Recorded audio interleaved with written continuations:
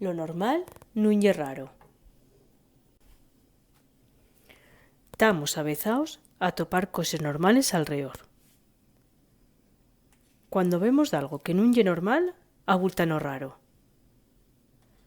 Si salisti a dar un paseu pel desiertu, nun te va a chocar ver un camellu o dos. Eso allí ye normal. Pero si lo que alcuentres son un osu polar y un pingüín, aunque lleven sombrilla, eso ya diva a ser un poco raro. Comprar una barra pan y comer el cuernu en antes de llegar a casa, eso ye muy normal. Lo raro diva a ser que el que te vende el pan sea el ciruxano.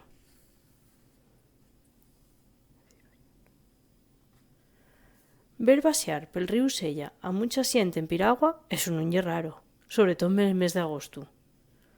Lo raro diva a ser que subiera contra corriente arriba, dando palaes un K4 de astronautes, a no ser que fuera un despedida de soltero. Un profesor dando clase a 20 escolinos atendiendo, más o menos, eso ye muy normal. Lo raro diva a ser un escolín explicando y 20 profesores atendiendo, más o menos. Una formiga de kilo diva a ser una cosa bien rara. Pero una vaca de kilo tampoco ye nada normal. A nadie tiene que chocar ver un piño de plátanos mariellos nes Isles Canarias. Extrañaríais si fueran plátanos azules y los diera una pumara de villa viciosa.